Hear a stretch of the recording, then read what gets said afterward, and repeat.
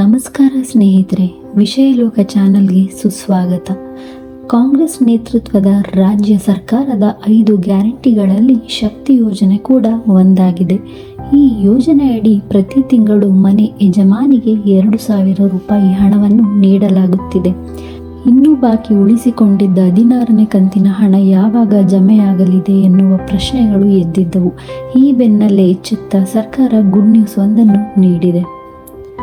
ರಾಜ್ಯ ಸರ್ಕಾರದ 5 ಗ್ಯಾರಂಟಿ ಯೋಜನೆಗಳಲ್ಲೊಂದಾದ ಗೃಹಲಕ್ಷ್ಮಿ ಯೋಜನೆಯಡಿ ಪ್ರತಿ ಮನೆ ಯಜಮಾನಿ ಖಾತೆಗೆ ಪ್ರತಿ ತಿಂಗಳು 2,000 ರೂಪಾಯಿ ಹಾಕಲಾಗುತ್ತಿದೆ. ಕೆಲವು ತಿಂಗಳುಗಳ ಹಿಂದೆಯಷ್ಟೇ ಹಲವು ಕಂತುಗಳ ಹಣ ಇನ್ನೂ ಜಮೆಯಾಗಿಲ್ಲ ಎಂದು ಮಹಿಳೆಯರು ಆಕ್ರೋಶ ಹೊರಹಾಕಿದ್ದರು.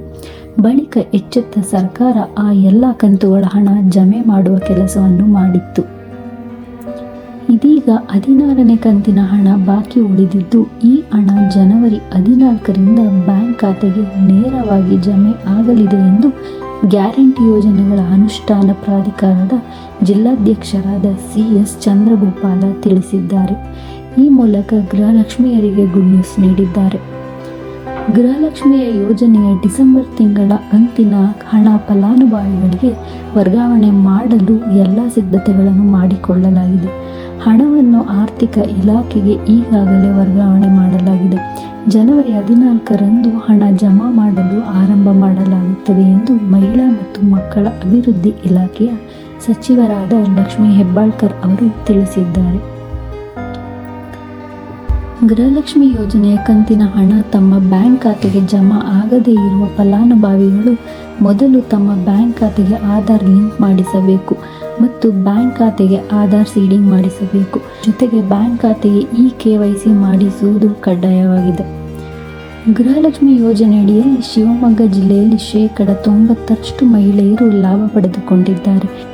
ಈ ಯೋಜನೆಯಿಂದ ಪ್ರತಿ ಮಹಿಳಾ ಫಲಾನುಭವಿಗಳು ಈವರೆಗೆ 15 ಕಂತಿನಲ್ಲಿ 30,000 ರೂಪಾಯಿ ಹಣ ಪಡೆದುಕೊಂಡಿದ್ದಾರೆ. ತುಂಬ ಮಹಿಳೆಯರು ಗೃಹಲಕ್ಷ್ಮಿ ಹಣವನ್ನು ಕೂಡಿಟ್ಟುಕೊಂಡು ವೃತ್ತಿಯನ್ನು ಆರಂಭಿಸಿದ್ದಾರೆ. ಅಲ್ಲದೆ ಉಪಯುಕ್ತ ವಸ್ತುಗಳನ್ನು ಖರೀದಿ ಮಾಡಿರುವ ಉದಾಹರಣೆಗಳಿವೆ. ಗೃಹಲಕ್ಷ್ಮಿ ಯೋಜನೆ ಹಣವನ್ನು ಮಹಿಳೆಯರ ಆರ್ಥಿಕ ಅಭಿವೃದ್ಧಿಗೆ ದಾರಿದೀಪವಾಗಿದೆ ಹಾಗೂ ಮಹಿಳೆಯರಲ್ಲಿ ಸಾಮಾಜಿಕ ಮತ್ತು ಆರ್ಥಿಕ ಮುನ್ನಡೆಯ ಬದಲಾವಣೆಗಳನ್ನು ತರುವಲ್ಲಿ ಗೃಹಲಕ್ಷ್ಮಿ ಯೋಜನೆ ಯಶಸ್ವಿ ಕಂಡಿದೆ ಎಂದು ಗ್ಯಾರಂಟಿ ಯೋಜನೆಗಳ ಅನುಷ್ಠಾನ ಪ್ರಾಧಿಕಾರದ ಜಿಲ್ಲಾಧ್ಯಕ್ಷರಾದ CS ಚಂದ್ರಭೂಪಾಲ ತಿಳಿಸಿದ್ದಾರೆ.